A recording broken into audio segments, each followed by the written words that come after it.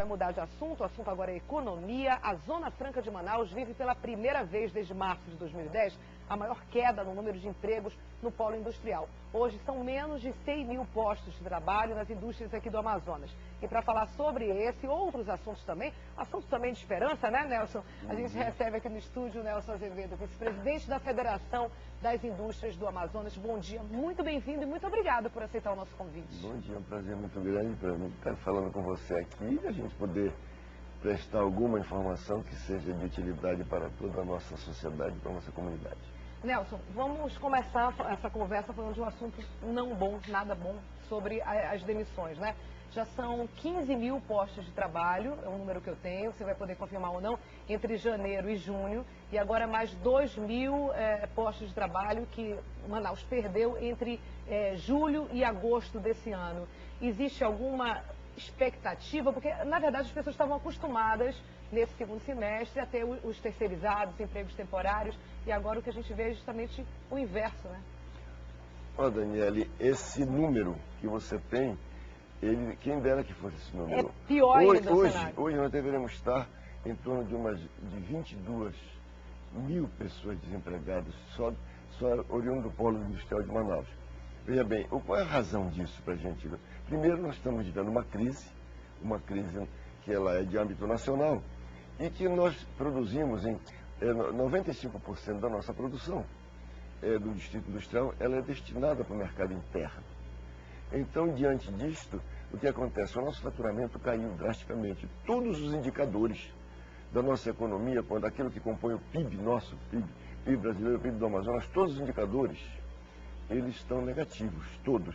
Você vai para a indústria, você vai para o comércio, vai para serviço, eles estão negativos. Mas como nós estamos falando aqui só da indústria, por exemplo, o nosso faturamento, eu vou falar aqui em dólares, este ano ele está até agosto em torno de 16 bilhões e meio de dólares. Quando ano passado, a essa época já eram 24 bilhões de dólares. Uma queda muito grande, isso é uma queda representativa superior a 31%. Quando você vai para o real, você tem essa queda, ela está em torno de 8, 9%. Ela tem, ou seja, então este ano nós vamos ter um número muito menor, o que significa dizer que quando a gente fala que a esperança é a última que morre, nós não podemos ser desesperançosos nem desanimador. Mas o fim do ano está aí, né? Isso é um fato. Mas o fim do ano está aí, nós não teremos aumento, principalmente no nível de emprego, porque hoje, se você for visitar as empresas do Distrito Industrial, elas estão com super estoque, as montadoras estão com seus estoques altos, então vamos pedir a Deus que pelo menos tente desovar ou tente diminuir esses estoques que estão dentro das empresas. Então isso, hoje, como nós temos produtos aqui, não são produtos essenciais, e o consumidor brasileiro está retraído, é desconfiador, e uma desconfiança geral. Ninguém quer fazer dívida. Ninguém quer fazer dívida. Na verdade, tem muita gente que não acompanha aí essa dinâmica de como funciona a Zona Franca, as indústrias do polo industrial. Na verdade, acontece isso, né? O nosso mercado, basicamente, a gente atende ao mercado interno, as grandes lojas varejistas do sul e sudeste do país, e aí é um reflexo, gente. Se ninguém compra, a indústria também não faz pedido. Se a indústria não faz pedido, a fábrica tem os custos de produção, continua fabricando, faz esses estoques gigantes que o Nelson está falando, e aí ele fica ali tudo estocado até chegar a um ponto que aí dá férias coletivas, ou demite, ou fecha linhas de produção. Né? Lamentavelmente, as empresas têm que fazer ajuste para poder compatibilizar seus custos, para ver o equilíbrio dentro da receita e despesa, para manter a sua sobrevivência, e lamentavelmente o que tem acontecido é isto. Aí há restrições nos créditos, principalmente no segmento de motocicleta. Isso tudo tem reflexo muito direto. Então, quando a economia brasileira melhora, a gente aqui sente o efeito mais rápido, inclusive em qualquer parte do Brasil, porque nós abastecemos o mercado interno. Começa a consumir, a gente começa a vender. A gente vai, mas infelizmente, aí tem outros fatores que influenciam. Por exemplo, um negócio que é muito importante para nós chama-se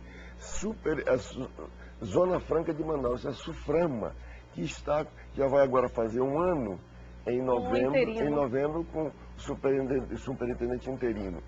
Não realiza-se, reuniões do Conselho de Administração da SUFRAMA. Isso faz com que não venham novos projetos, embora estejam lá, mas não são aprovados. E negócio é uma questão de oportunidade. Hoje o ambiente pode ser favorável ou até animador para o investidor que está pretendendo com aquele projeto da SUFRAMA, mas amanhã poderá. Então, com essa demora, a pessoa desiste ou então aprova o projeto, vamos aguardar, vamos ver como é que a economia vai se comportar. E aí, conclusão, não vem, não tendo essas reuniões da SUFRAMA, que seriam pelo menos uma entrada de novos projetos para novos investimentos, porque sem investimentos não tem crescimento, não tem. Então, as empresas o que fazem? Se mantêm no nível em que tem que dar para suportar e ver, tentar atravessar essa crise. Agora, a perspectiva nossa é que nós não podemos, Daniel, traçar nenhum cenário neste momento, porque nós não temos um horizonte onde nos leve a traçar um plano de, olha, eu acho que daqui para meado do ano que vem vai melhorar, ninguém sabe. De repente, a economia ela é muito dinâmica. Se a situação política, esse imbróglio que tem aí, se ajustar, a economia se recupera rápido, porque ela dá uma resposta imediata.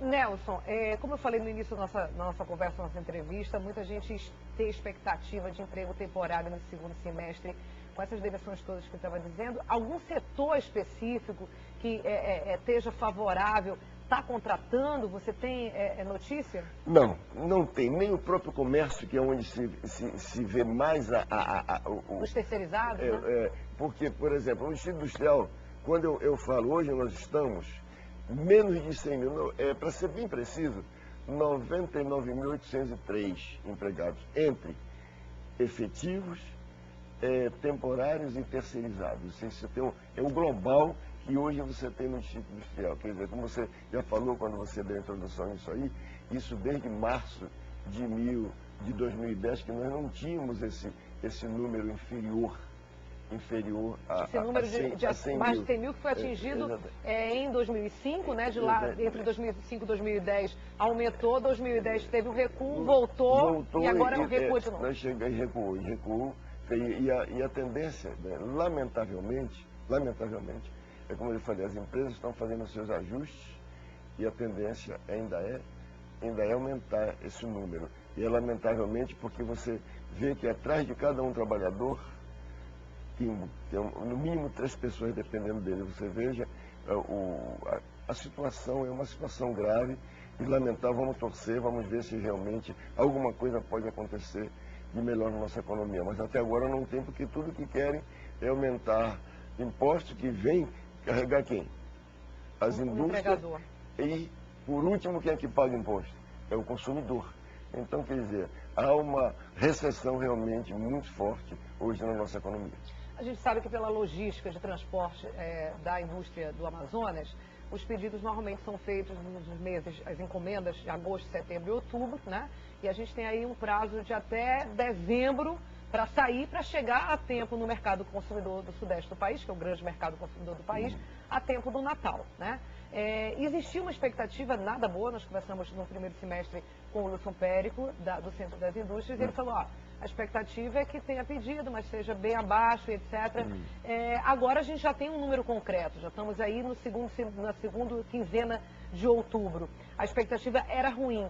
Ela pareceu melhor do que era ou pior ainda do que se esperava, Nelson? Olha, pior do que era, porque primeiro, as empresas já vêm com seus estoques desde o primeiro semestre. E é logicamente que hoje nós estamos vivendo, já vamos praticamente entrar no penúltimo mês, daqui a dias, que é o mês de novembro.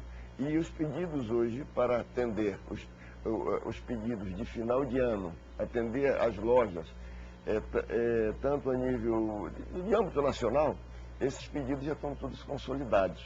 Então hoje as empresas já sabem o que é que tem que produzir, o que tem que fazer. Então você vai, está estocado o eletroeletrônico, no caso das televisores, está estocado, você tem a parte de tablets, enfim, essa parte do eletroeletrônico, bem de informática, aí você vai na motocicleta, enfim, todos os bens. Agora, Daniel, o pior é que quando acontece uma paralisação, ainda tem isso, que tem algumas empresas que estão trabalhando só 5 dias, aliás, só 4 dias na semana, segunda, quarta, quinta, ou segunda, terça, quarta e quinta. Sexta já tem empresa que não está trabalhando porque não tem porquê. Não tem porquê e férias coletivas, né? Está marcado para antecipar alguma coisa, você sabe? Por enquanto não tem nada assim previsto, mas as empresas estão fazendo esse jeito de tentar segurar para não dispensar.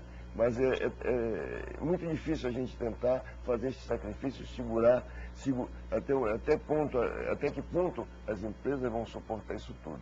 Então a gente realmente está muito preocupado com a nossa situação, com o nosso distrito, além das coisas naturais que nós temos.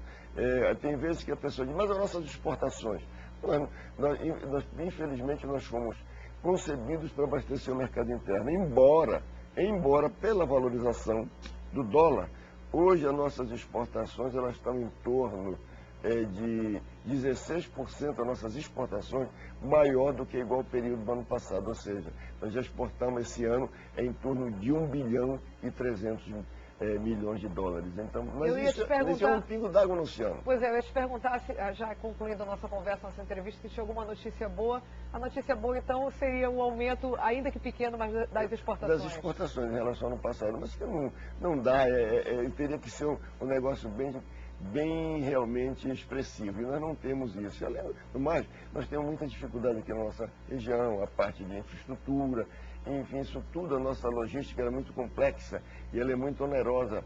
Nós temos que ter algo que possa facilitar a competitividade dos nossos produtos. Então, para isso, nós temos que ter realmente um meio de transporte mais adequado, e é precário aqui na nossa região, lamentavelmente. Conversei com o Nelson Azevedo, vice-presidente da Federação das Indústrias do Amazonas, e a gente espera aí que não possamos fazer nada diretamente nesse quadro estrutural, econômico brasileiro, que é muito ruim, mas que pelo menos o governo federal volte, a nossa bancada lá do Amazonas, consiga fazer com que o governo federal volte os olhos para cá, para pelo menos dar uma solução a essa questão da Suprama, efetivar o Gustavo Igrejas, ou efetivar uma outra pessoa, mas enfim, ter realmente um superintendente efetivo e que as reuniões ocorram, né, Nelson?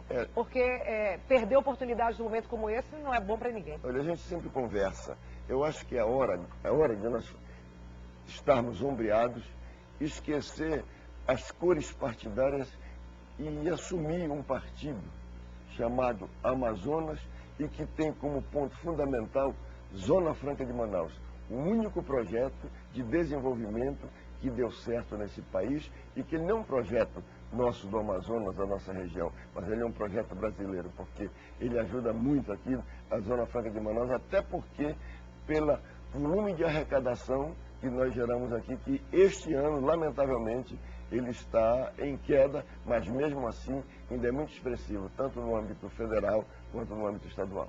Obrigada, eu conversei com o Nelson Azevedo, vice-presidente da Federação das Indústrias. Muito obrigada. Até a próxima vez e que na próxima tenhamos notícias melhores. Até logo. Obrigada.